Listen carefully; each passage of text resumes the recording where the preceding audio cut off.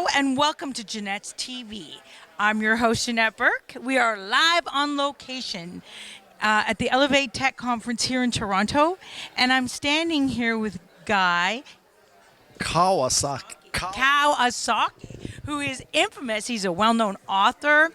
He's done lots of work on finance and investment, and we're going to hear some really good things from him right now. So welcome to my show. Thank you. Thank you for having me. Thank you for being here. So the first thing I wanted to ask Yes. you just wrote a book called Wise Guy. Yes. Yeah?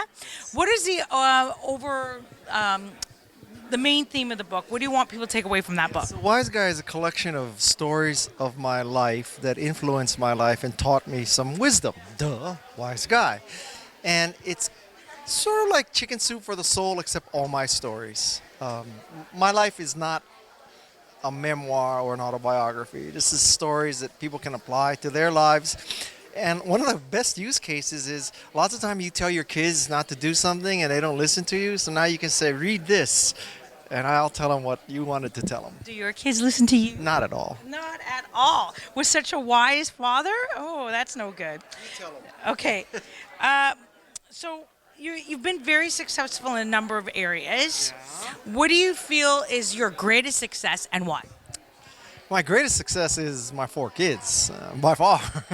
I've been at Apple. I've started some software companies, moderately successful.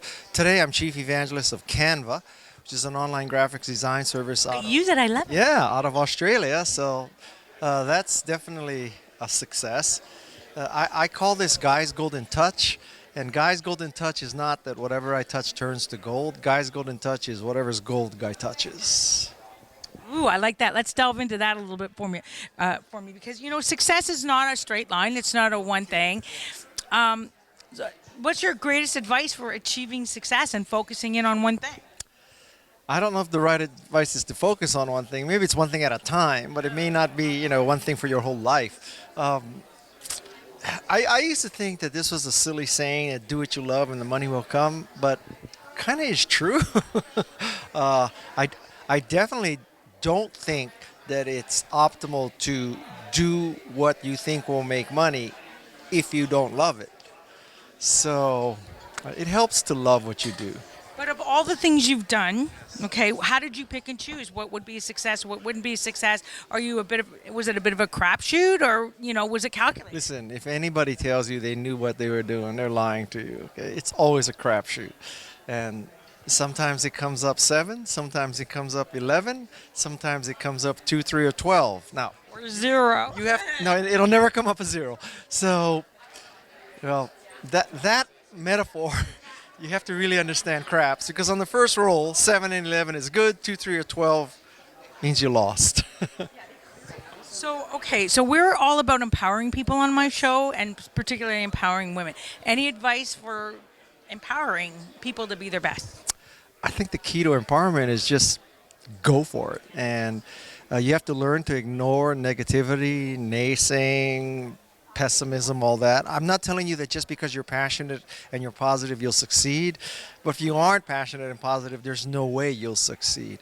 So I wish I could tell you I had a magic formula and, you just do this and I guarantee you success. If anybody tells you that, they're full of it, they're lying, and they're probably going to ask you for money next.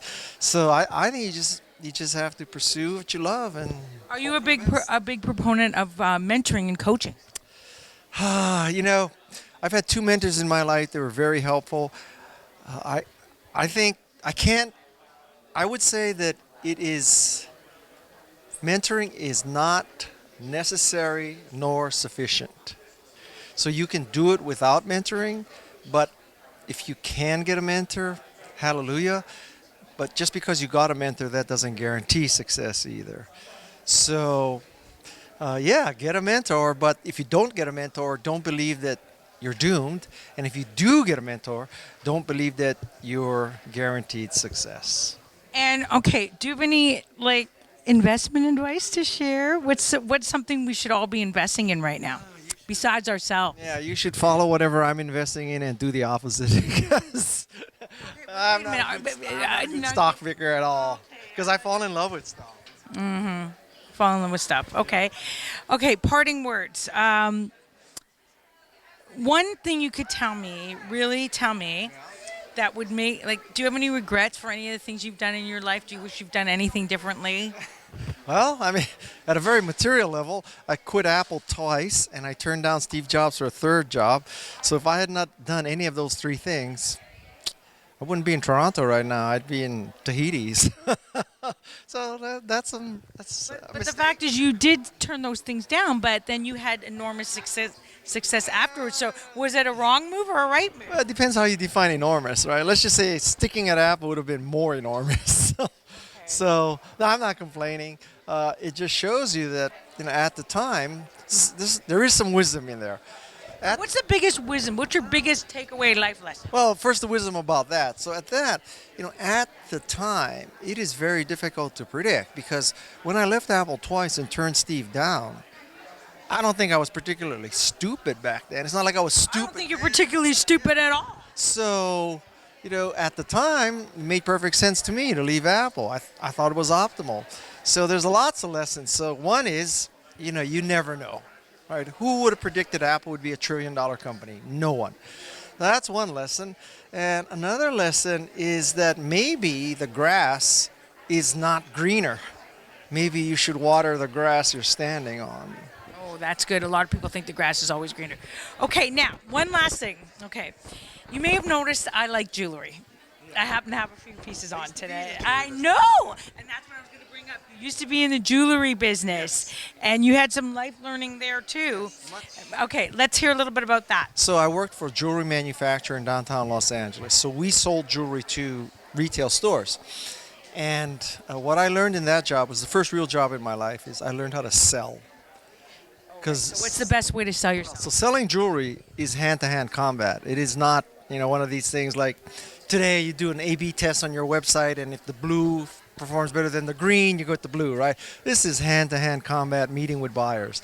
And I learned the personal selling skills that have been useful the rest of my life. Okay, but what is one good sales? Yeah. Guy's golden touch, which is it's much easier to sell beautiful jewelry than crap. It's much easier to evangelize Macintosh than crap. It's very easy to evangelize Canva. So the action item there is find or create something great. Don't align yourself with crap because it's hard to sell crap. Okay, that is really good advice. Thank you so much for taking this time to speak with me. And until next time, one more thing. One more thing. I just started a podcast. Oh, yes. Sorry, shameless promotion before we sign off. One more thing. Shameless promotion. I just started a podcast. It's called Wise Guy. So go to iTunes and start subscribing. Wise Guy by Guy Kawasaki. Great. And is there anything else you want to?